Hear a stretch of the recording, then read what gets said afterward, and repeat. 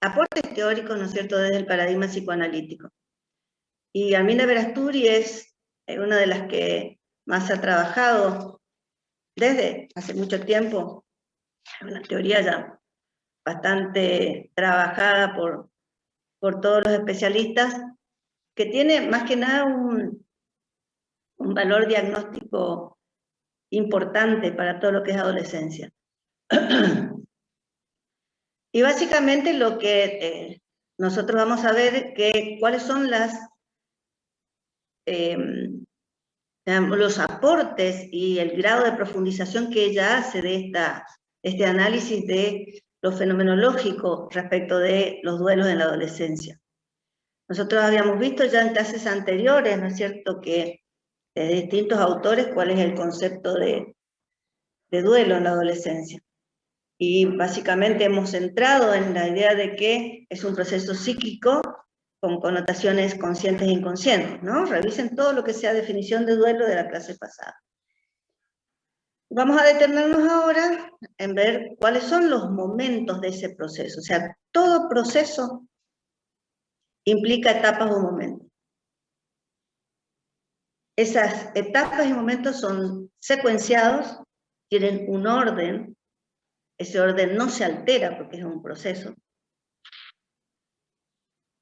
y dependen uno de otro, o sea, el desarrollo de un momento depende del anterior y se proyecta en el siguiente, o sea, hay, digamos, una relación entre estas etapas y momentos, no están inconexas, ¿sí? El primer momento de todo duelo, de cualquier duelo, ¿no es cierto?, es la negación. Ustedes saben que la negación es un mecanismo defensivo que se puede sintetizar en no ver, no sentir lo que está ocurriendo, que es, digamos, ese no ver, no sentir, se sintetiza en una suerte de rechazo a la pérdida. Hay un rechazo a la pérdida que hace que los sujetos, es como que no les estuviera ocurriendo nada, no le pasa nada. De todo lo que le pasa, no le pasa nada. ¿Sí? Si hay cambios en su cuerpo, él no los ve, no los siente. Ve las maneras en que puede, digamos, producir ese rechazo. Eso siempre y cuando nosotros tengamos en cuenta que, como es un mecanismo inconsciente, los sujetos no dan cuenta de eso, no dan cuenta de ese rechazo. Pero, en un momento determinado, ¿no es cierto?, cuando el sujeto admite la pérdida, el admitir la pérdida lo instala en una situación de resignación que le genera, ¿qué cosa? Tristeza. Entonces, admitir la pérdida ya comienza, digamos, a permitir que procesos conscientes, ¿sí?, ayuden al sujeto a tramitar ese afecto de pérdida, de pena, ese afecto de pena que genera tanta angustia, porque admitir la pérdida significa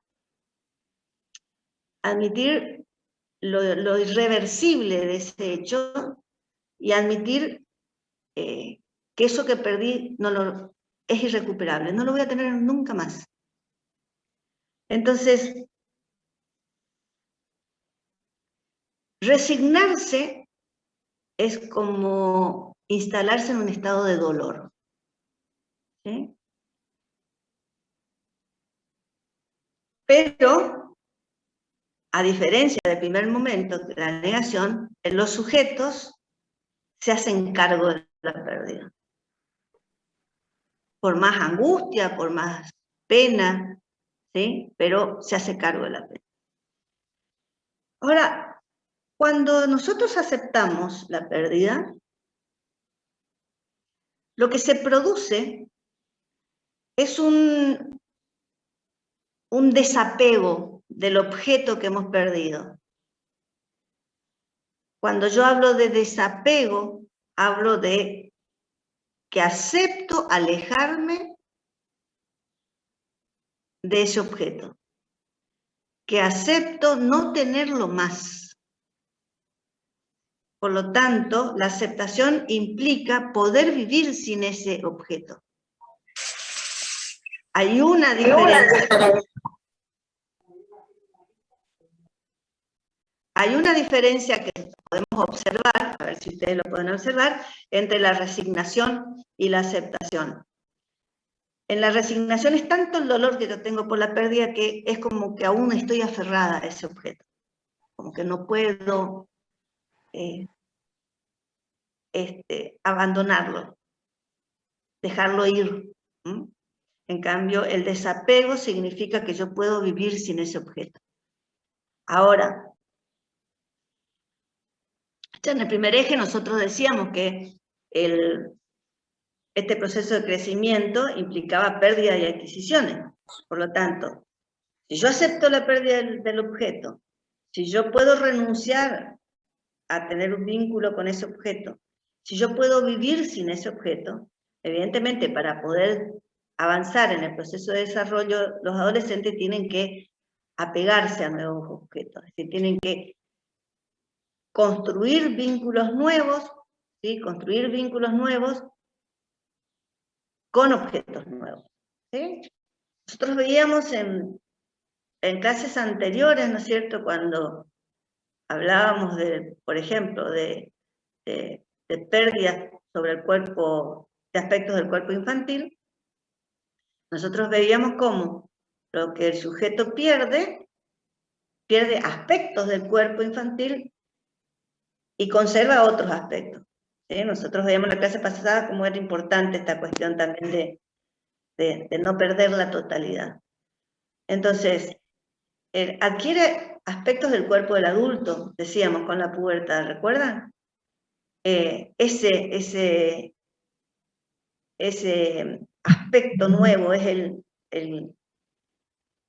el objeto nuevo que él adquiere. Pierde aspectos infantiles del cuerpo, adquiere aspectos adultos del cuerpo. Entonces, allí es donde se produce, ¿no es cierto? Por ejemplo, ¿sí?, el duelo que tiene que ver, en la pubertad, que tiene que ver con los cambios corporales. Ahora bien, todo este proceso, lo interesante y lo que usted tiene que tener en cuenta es que todo este proceso tiene que ver,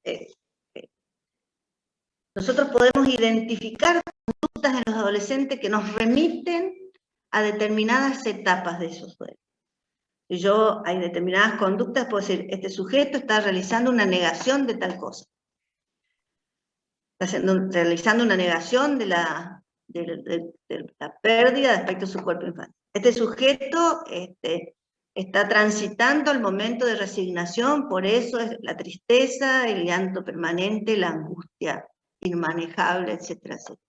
Este sujeto ya aceptó la pérdida del cambio del cuerpo, de aspecto del cuerpo infantil, y ya puede manejarse con un cuerpo con aspectos nuevos. ¿Sí? O sea, nosotros podemos observar conductas que nos remiten a esas distintas etapas del duelo que nosotros vimos anteriormente. ¿Y qué dice la autora? Amina Benasturi dice que en la adolescencia se produce básicamente 3 duelos. El duelo por el cuerpo infantil, el duelo por la identidad y el rol infantiles, y el duelo por los padres de la infancia. A estos 3 duelos, ¿no es cierto?, estos 3 duelos son atravesados, digamos, por lo que para algunos denominan un cuarto duelo. Otros dicen que no, que es un duelo que atraviesa los 3 mencionados anteriormente, que es el duelo por la sexualidad infantil perdida. Es decir, eso implica, ¿no es cierto?, en un primer momento que para nosotros que concebimos que existe un duelo por la sexualidad infantil perdida, la infancia no es asexuada. La infancia no es asexuada. La infancia, ¿no es cierto?, plantea un tipo de sexualidad que está condicionada por el conflicto edípico y está condicionada por la etapa pregenital. ¿Sí? Entonces, ¿qué pasa? La sexualidad infantil perdida, ¿no es cierto?, tiene esas dos connotaciones que se pierden en el ingreso a la adolescencia. ¿Sí? Esa connotación de conflicto edípico en la infancia y esa connotación de pregenitalidad en la que se da ese conflicto edípico, se pierden. ¿Por qué se pierden? Porque por procesos de maduración, nosotros dijimos, cuando vimos pubertad, por procesos de maduración de los sujetos, se produce una confusión, se produce, digamos, un desarrollo, ¿no es cierto? Y el sujeto pasa a la etapa genital. Eso lo habíamos visto. Por lo tanto, el sujeto, mientras abandona la sexualidad infantil y se inicia en la sexualidad genital adulta, entra en una confusión sexual. Porque, por un lado, ¿no es cierto?, habría, y eso lo vamos a ver enseguida también, habría, ¿no es cierto?, una fantasía de bisexualidad en la infancia que ahora debe elaborarse o abandonarse. ¿Por qué? Porque el desarrollo de las adolescencias implican que en este tiempo adolescente el sujeto debe definir una identidad sexual adulta. Por eso ya Grassi y Córdoba, en ese texto que leímos para el eje 1 y en parte para el eje 2, hablaba de un entretiempo de la sexuación. ¿Sí? La adolescencia es ese entretiempo entre el abandono de la sexualidad infantil y la definición de una identidad sexual adulta. Ahora, todos estos duelos y todos los momentos de cada uno de estos duelos, que vimos recién al iniciar la clase, no se manifiestan solamente en los adolescentes, sino también se manifiestan en los adultos con los cuales estos adolescentes sostienen vínculos. Es decir, se producen los duelos en un contexto de bilateralidad, así como lo vimos anteriormente en el eje 1 con Garbarino, con Macedo y Garbarino. Quiere decir que los padres o los adultos que están vinculados con estos púberes van a tener que elaborar también duelos que tengan que ver con el cuerpo infantil del hijo niño, con los vínculos como padres de un hijo niño y con la identidad de un hijo niño que tampoco ya no está, ya ha perdido esa identidad. Entonces eso también nos hace ver a nosotros que en los adultos con quienes están interactuando los adolescentes se producen también esos momentos del duelo, la negación, la resignación, la aceptación y el apego a nuevos objetos, el desapego y el apego. Por eso es compleja la elaboración de los duelos. Y por eso, ¿no es cierto?, no se da en todos los sujetos de la misma manera. Es decir, hay sujetos que elaboran en forma completa y resuelven los duelos. Hay sujetos que elaboran en forma incompleta los duelos, y eso trae consecuencias que pueden ser o de fijaciones en determinadas etapas o de, exageraciones, dicen los autores, de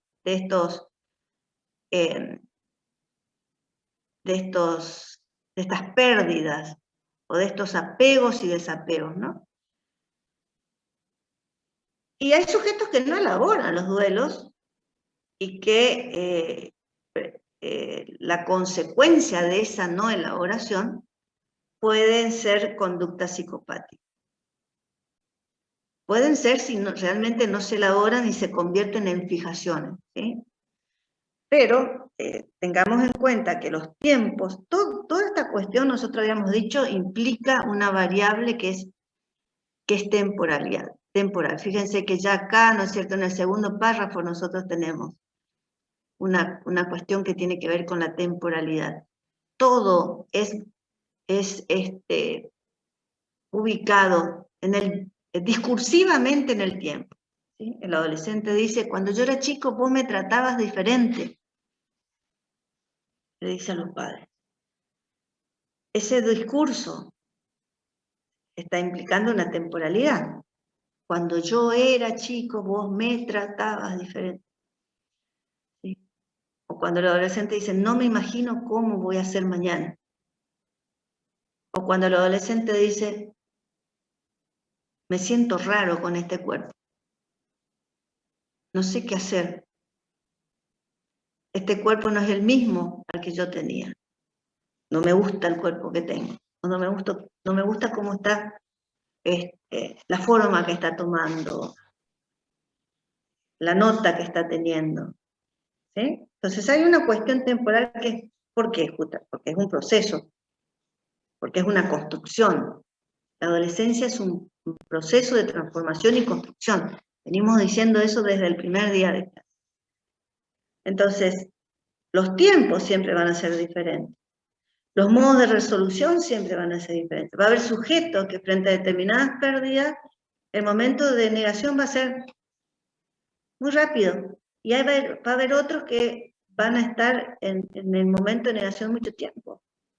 Entonces esas cuestiones también hacen a las diferencias entre los sujetos y de los sujetos, que hacen que sea tan particular el proceso de elaboración de duelo.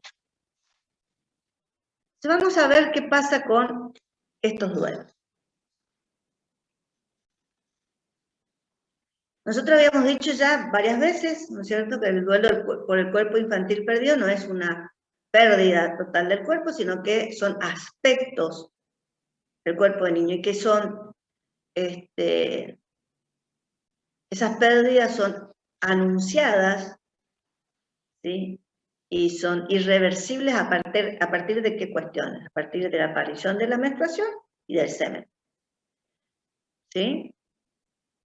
Pero esta cuestión, estos cambios en los cuerpos del niño generan, ¿no es cierto?, una primera definición sexual, varón y mujer. Pero está esa definición sexual, varón y mujer, no está solamente definida por esa condición biológica de menstruar o de producir semen, que hace esa diferencia, sino también está condicionada, ¿no es cierto?, por el rol que está, el rol, es decir, todo rol es una condición social, ¿sí? Nosotros tenemos en el último punto de este eje 2, tenemos todo un tema respecto del rol sexual. Lo importante es entender también que la elaboración de este duelo por el cuerpo infantil lo que va a permitir es la elaboración de la identidad sexual adulta, el paso de la endogamia a la exogamia. ¿Por qué? Porque el sujeto va a buscar el apego a un objeto sexual, o sea, un objeto con determinada carga sexual, en alguien fuera de el contexto edípico, digamos, ¿no? Y Hermínia Verasturi dice que para todo este proceso, el adolescente recurre a una capacidad que tiene, que ella dice que es casi un hecho distintivo de la adolescencia, del ciclo de la adolescencia, a diferencia del ciclo de la infancia y de la adultez, o de la niñez y de la adultez. ¿Y qué es la creatividad? Como el adolescente con el pensamiento lógico formal, ¿no es cierto? Nosotros eso lo desarrollamos en el eje 3, con el pensamiento lógico formal, su pensamiento adquiere un vuelo particular, no se ata a juicio crítico, no se ata a prejuicios, y como él lo puede manejar omnipotentemente, hace uso de ese pensamiento para resolver todo aquello que no puede resolver en la realidad. Entonces eso lo instala, ¿no es cierto?, en un proceso de suma creatividad en la cual él puede inventar miles de soluciones aunque no resuelva nada. Pero en esa producción de soluciones él de alguna manera está solucionando, ¿sí? Está elaborando un duelo.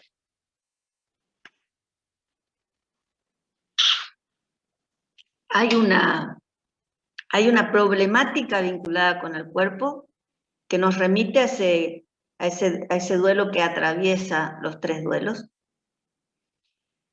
y que tiene que ver con la actividad masturbatoria en el adolescente. Hay una cuestión que ustedes también lo van a ver en profunda, este tema, ¿no? Pero hay una cuestión que tiene que ver respecto de la masturbación, de la actividad masturbatoria, que es la diferencia, o sea, hay una diferencia en cuanto a la manera de manipulación de los órganos genitales para la actividad masturbatoria en el varón y en la mujer. Pero también esa diferencia no es una cuestión de por ser varón o ser mujer, sino que los órganos genitales que manipula el sujeto son diferentes. Lo que pasa es que inicialmente cuando se ingresa en la pubertad hay una actividad masturbatoria compulsiva, ¿sí? Que es la que le permite, por un lado, reconocer las nuevas dimensiones de sus genitales, pero por otro lado, experimentar y reconocer la gratificación sexual, ¿no es cierto? Y la descarga, sí, la gratificación sexual que la manipulación produce frente a la excitación que tienen los adolescentes. Pero esta compulsión también, dice la autora, ¿no es cierto?, está sostenida por una fantasía inconsciente, que es la de ser poseedor de ambos sexos y por lo tanto no necesitar del otro. Esa bisexualidad que es transitoria, para que no sea una conducta patológica, ¿sí?, es necesaria que el sujeto la realice para paulatinamente ir desprendiéndose del autoerotismo, ir buscando a un otro con quien compartir y generar el goce sexual. Entonces se produce, digamos, al inicio de la pubertad se produce una actividad masturbatoria compulsiva, intensa, surcada por muchas fantasías que están ligadas también con el conflicto edípico y con determinados tabúes y con la condena o no social, ¿sí?, y con la culpa o no que puede generar en el sujeto. Y esa actividad, a medida que esa compulsión, que a medida se va abandonando, quiere decir que el sujeto va transitando desde la bisexualidad vinculada a la pregenitalidad infantil a una identidad sexual adulta. Todo este camino, ¿no es cierto?, es un camino, parece que cuando uno lo explica, parece que es algo sencillo, pero si nosotros pensamos en nuestras propias adolescencias, y tratamos de interpretar las adolescencias de los otros, vamos a ver que el sufrimiento, para que no sea algo agobiante y algo que siempre es inmanejable por parte de los sujetos, para que el sujeto no llegue a esa sensación de vaciedad que lo va a sumir en la depresión, ¿sí? Como son procesos inconscientes, yo recurro a determinados mecanismos defensivos. Y en este caso, en este duelo, el mecanismo defensivo que más ayuda a su elaboración, a la elaboración de este duelo, es una especie de pseudo-identidad, ¿sí? Todo lo pseudo, cuando nosotros hablamos de pseudo, el prefijo pseudo significa como si fuera algo, como si estuviera algo, como si el pseudo, como si es un falso. Entonces, hay como en cada intento de resolver el duelo, también como hay dificultades, no siempre se logra. ¿Sí? Entonces se recurren a mecanismos defensivos inconscientemente para que ellos ayuden a la elaboración. Pero hay determinados mecanismos defensivos que hacen que el sujeto no solamente pierda su identidad infantil, sino que no se sepa quién es ahora.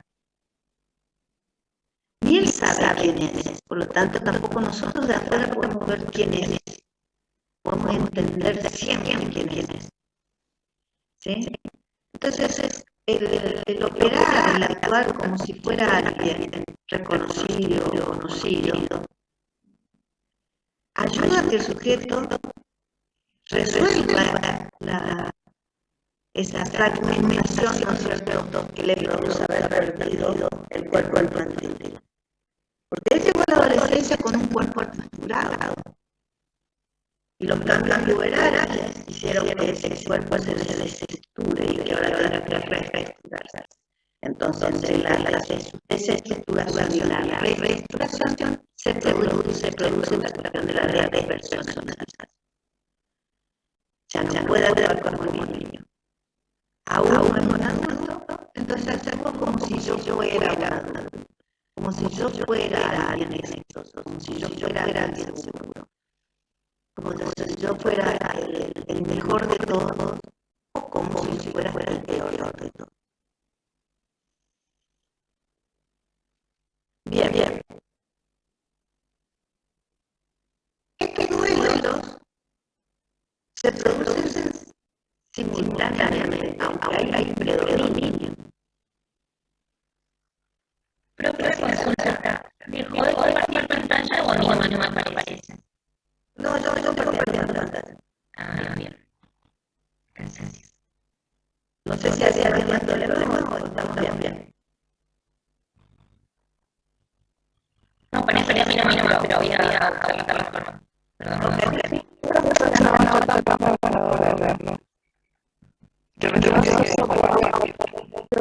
Okay.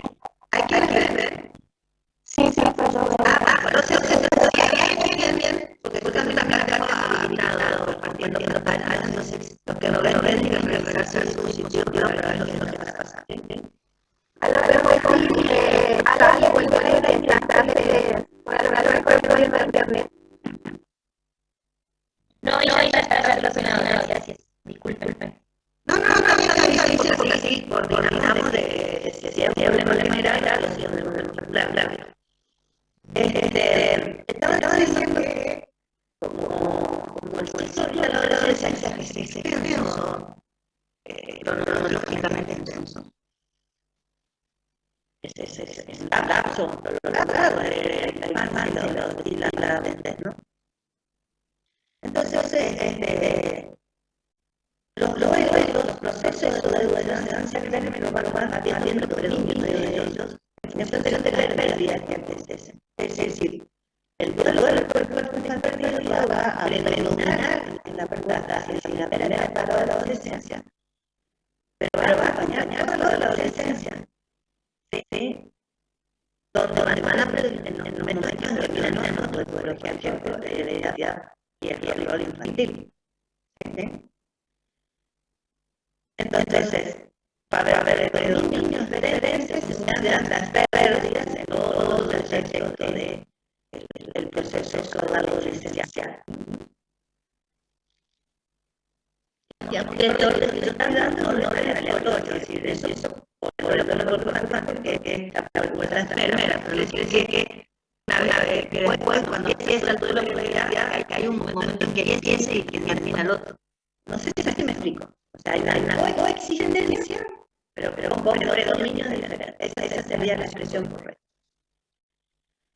Bueno, nosotros partimos ya con los lectores en el eje anterior, con la hipótesis y la posición de que en la infancia hay una identidad, que existe una identidad infantil, y que esa identidad infantil es una identidad previa sobre la cual el adolescente construye la identidad adulta. Por lo tanto, lo que se produce para que nosotros podamos hablar de duelo es una pérdida en aspectos de esa identidad infantil. ¿Sí? Entonces, el yo soy yo infantil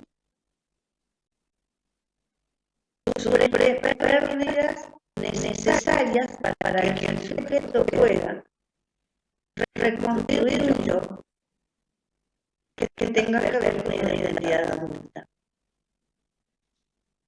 ¿Qué pasa? Se produce, con la pérdida de la identidad infantil, se produce lo que nosotros llamamos una labilidad yoica. O sea, hay la fortaleza del yo infantil se pierde cuando se pierde el cuerpo infantil, es decir, cuando se pierden aspectos del cuerpo infantil.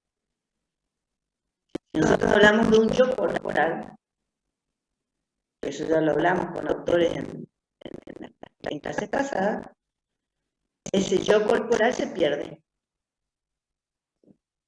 Por lo tanto, la habilidad yoica nos muestra un sujeto que, como tiene controles fugaces de sus acciones, ¿sí?, lo hace con mucha intensidad, con mucha intensidad, esa sería la palabra. Es decir, eso hace que se convierta en el sujeto más inestable que hayamos conocido. O sea, hay momentos de afecto intenso y apasionado, ¿cierto? Es lo más amoroso del universo. Y hay momentos en que es el extraño más extraño del universo para la familia. ¿Sí? Eso se produce porque en esos lapsos hay una actividad identificatoria muy intensa y se producen introyecciones y proyecciones que son las que están procurando la construcción de esta identidad, de la identidad adulta. Pero todo esto en un contexto que no siempre es favorable. ¿Por qué? Porque junto con la identidad infantil lo que el sujeto pierde es el rol que tenía como niño. ¿Y qué rol tiene como niño un sujeto? Todo rol que está asignado por la dependencia de los padres o de quienes juegan el rol de padres. Es decir, la identidad infantil es una identidad dependiente de otros. Lo que él pierde son aspectos de esa dependencia. Fíjense que a veces los adultos nos desorientan conductas de los adolescentes y no sabemos si tratarlo protegiéndolo o dejándolo. Soltar la soga o retener la soga. Hablando simbólicamente, ¿no? Y nosotros sabemos que los extremos son más negativos que positivos. Ni la sobreprotección, ¿sí? Ni el abandono. O sea, lo que nosotros, pero las conductas de ellos ponen a los adultos o en la necesidad de sobreprotección, de sobreprotegerlo, o en la necesidad de dejarlo que se haga solo. Pensemos en todos los discursos que nosotros escuchamos en las familias y en las escuelas. Dejarlo que se haga hombre. Dejarlo que aprenda solo.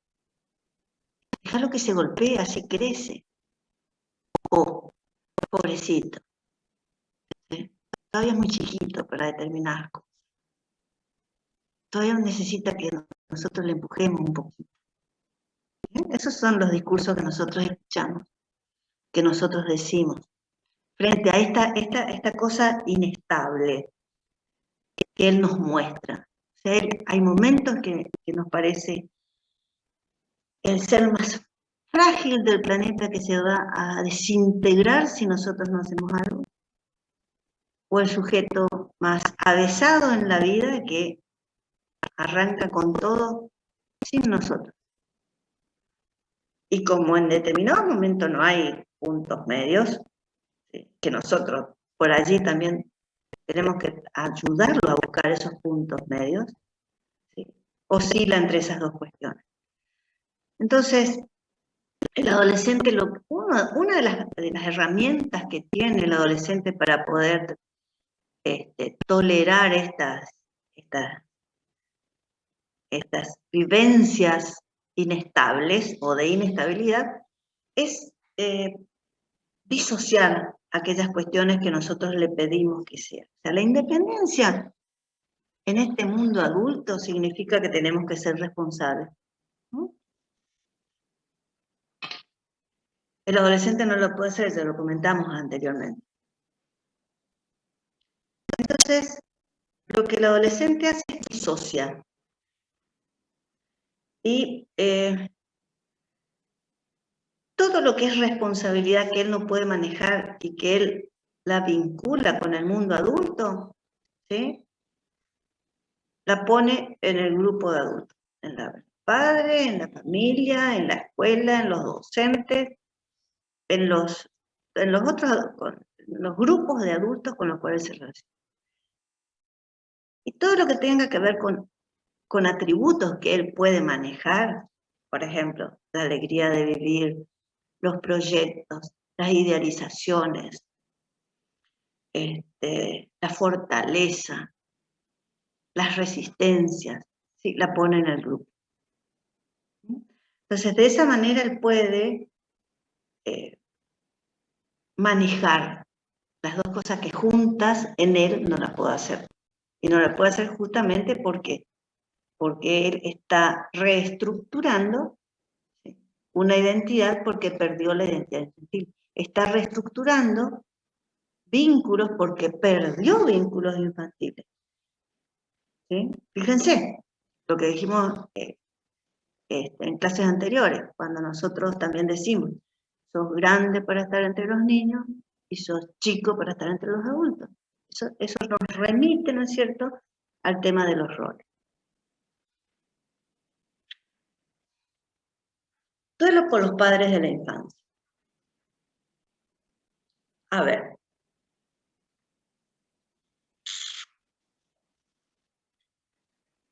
La idea que a mí me da cuando yo pienso en el duelo por los padres de la infancia es que pierdo a los padres que me criaron, pierdo a los padres de la crianza, ¿sí?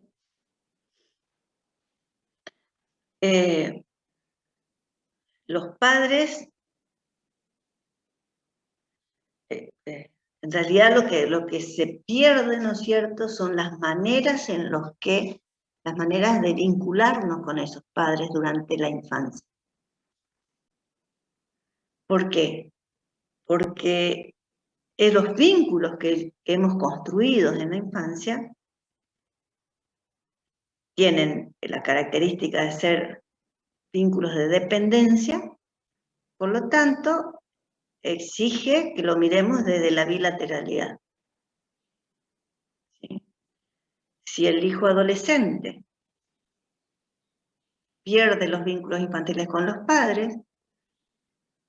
padres pierden los vínculos infantiles ahora que su hijo es adolescente.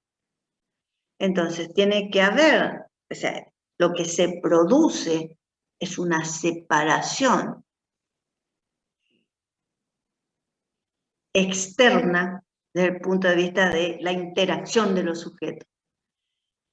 Y a partir de las nuevas maneras de interacción se van construyendo los nuevos vínculos entre padres de hijos adolescentes y de adolescentes con sus padres. Pareciera que en el discurso uno habla de categorizaciones, pero en realidad lo que ocurre es que el sujeto adolescente ha podido introyectar a esos padres externos con los cuales se vinculó en la infancia, ha podido introyectar. Y en ese objeto introyectado, él puede proyectar una imagen paterna que sea la que convierte a ese objeto interno en un objeto bueno. Entonces, ¿qué pasa? A partir de esta pérdida y de esta elaboración, lo que va a poder hacer el adolescente es reconstruir el vínculo con los padres, pero en términos del objeto introyectado. Por eso se puede separar del padre de carne y hueso, por decirlo de alguna manera. Acá cuando decimos padre externo, nos estamos refiriendo al padre concreto, ¿sí? Al que tiene, al padre de carne y hueso, por decirlo groseramente, ¿sí? Entonces, mientras ocurre ese proceso, que es vivenciado como algo doloroso, porque yo ya no voy a... el sujeto adolescente vivencia algo así como que ya nunca más me van a tratar como un niño, ya nunca más me van a querer como antes, ya no me van a proteger como antes. Es necesario que eso se produzca para que se produzca la independencia.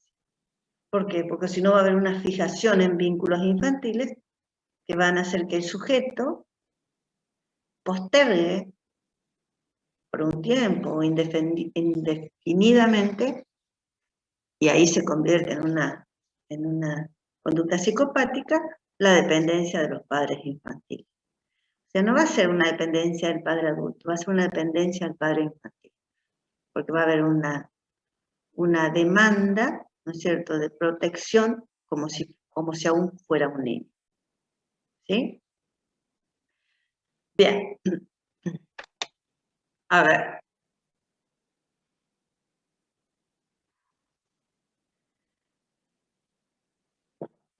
¿Alguna pregunta hasta aquí antes de pasar a hacer una actividad en pequeños grupos?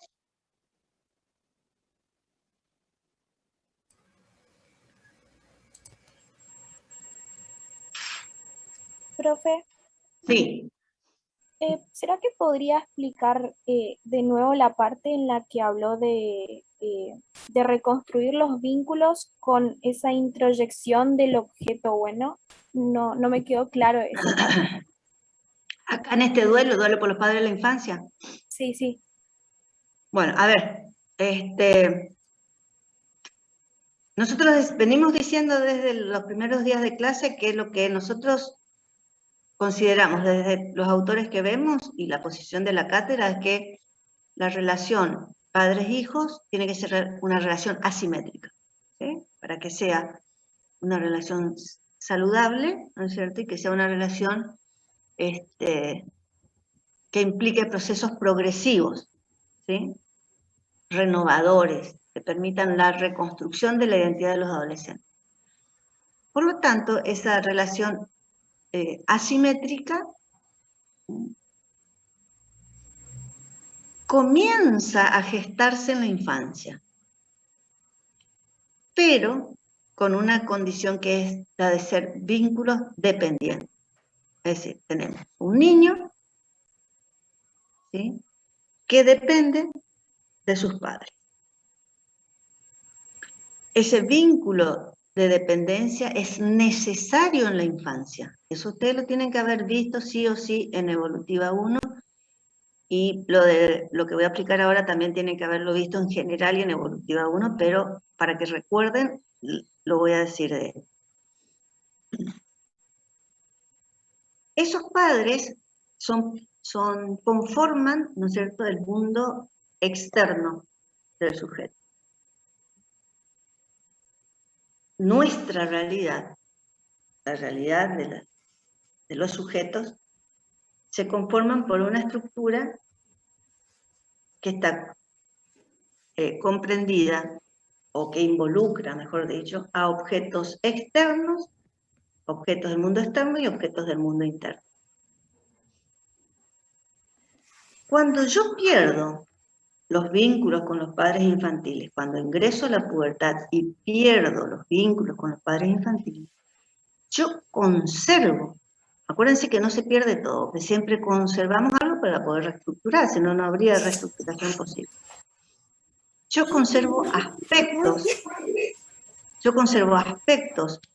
de ese vínculo infantil, ¿sí?, que es el que voy a reorganizar y recrear para generar nuevos vínculos con los padres que sean diferentes a los vínculos con los padres de la infancia. La manera que yo tengo, y aquí va la respuesta, la manera que yo tengo de hacer esa reelaboración y reestructuración de vínculos es introyectando a través del mecanismo identificatorio, introyectando aspectos de los padres externos que van a formar parte de mi mundo interno. De esa manera, ¿sí?, yo puedo compensar, ¿sí?, la desidealización que se realiza en principio al ingresar a la pubertad, la desidealización de los padres infantiles, y proyectar, ¿sí?, en una imagen, ¿no es cierto?, paterna, que es la imagen que va a perseguir el sujeto para la identidad adulta, ¿sí? Entonces, ya lo vamos a ver en la clase que viene también con Mauricio Nobel, la independencia de los vínculos infantiles, o la ruptura de la dependencia de los vínculos infantiles, necesita una separación de los padres. Pero la separación es de los padres en términos de vínculos infantiles. Ambos, el adolescente y los padres de adolescentes, ¿sí?, deben reorganizarse para estructurar nuevos vínculos. Tienen que haber nuevas maneras de vincularse que sean diferentes a cómo se vinculaban cuando el sujeto era niño y cuando ese padre era padre de un niño. Aquí van a intervenir procesos conscientes en esta reestructuración y procesos inconscientes. ¿Por qué? Porque se trata de un duelo. Y los duelos tienen aspectos conscientes e inconscientes. Por eso nosotros vamos a poder intervenir y ayudar a que este sujeto elabore este duelo y a que estos padres elaboren ese duelo. Si no hubiera esos procesos, nosotros no podríamos intervenir. Por eso nosotros podemos diagnosticar a partir de lo que observamos que esta es una conducta que tiene que ver con tal duelo y esta conducta tiene que ver con la negación de tal pérdida. No sé si pude responder, creo que Natalia había preguntado. Sí, profe. Quedó Bueno, claro. perfecto. Natalia, de todos modos, esto se va a Gracias. aclarar cuando ustedes profundicen con la lectura. El material ya está en la plataforma, ¿no es cierto? O sea, ustedes ya pueden profundizar en la lectura y eso va a ayudar mucho a la comprensión de los teóricos. Bueno, Profesora, antes sí. que continúe, simplemente antes de que comience con la parte a continuar el trabajo, el desarrollo, aclarar a todos, antes de que alguno salga o se les salga, porque veo que hay algunos que tienen problemas. Para en el transcurso del día de hoy a la plataforma se va a subir actividad del área práctica, aparte de trabajos prácticos, y la semana que viene las comisiones separadas, lo que les corresponde el martes, miércoles a cada uno, vamos a tener un rato de Zoom, no va a ser mucho, simplemente para aclarar algunas dudas y algunos planteos propiamente que surgen de la lectura y la realización de las actividades prácticas. Y ya vamos a ir ampliando un poco más la parte práctica, ahora que digamos que el avance está bastante interesante ya desde la parte teórica. Eso simplemente para incorporar ahora antes de que continúe. Bueno, perfecto. Ahora vamos a hacer una actividad en grupos pequeños, ¿sí? O sea, nosotros vamos a formar grupos espontáneos y ustedes tienen que simplemente aceptar cuando le damos la conformación de los grupos y esta sería la consigna. Si pueden copiarla, entonces la van a tener cada uno, así yo después, una vez que ustedes la copian, ya puedo dejar de compartir pantalla y ya vamos a armar los grupos. La consigna dice, mientras ustedes copian, teniendo en cuenta lo trabajado en la clase teórica de hoy y la semana pasada, resuelvan, que ustedes ya tuvieron que haber leído, digamos, tendrían que haber leído los textos que habíamos enviado por correo, resuelvan lo siguiente para analizar en plenario.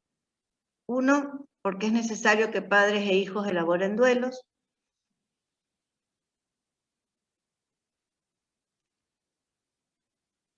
2, ¿por qué en la adolescencia se produce la disociación yo corporal, yo psicológico? ¿Y qué proceso psíquico permitirá a los sujetos resolver esa disociación? Y 3, sería sí, la segunda. La segunda tiene dos partes, digamos, ¿no? ¿Por qué en la adolescencia se produce la disociación yo corporal, yo psicológico? Ahí tienen que decir por qué. Y después decir cuál es el proceso psíquico que permitirá a los sujetos resolver esa disociación. Y el tercero, ¿qué conductas de adolescentes podrían describir para explicar cada uno de los 4 momentos o etapas de elaboración de duelos en las adolescencias? Que es lo que yo estuve explicando en el primer momento de la clase.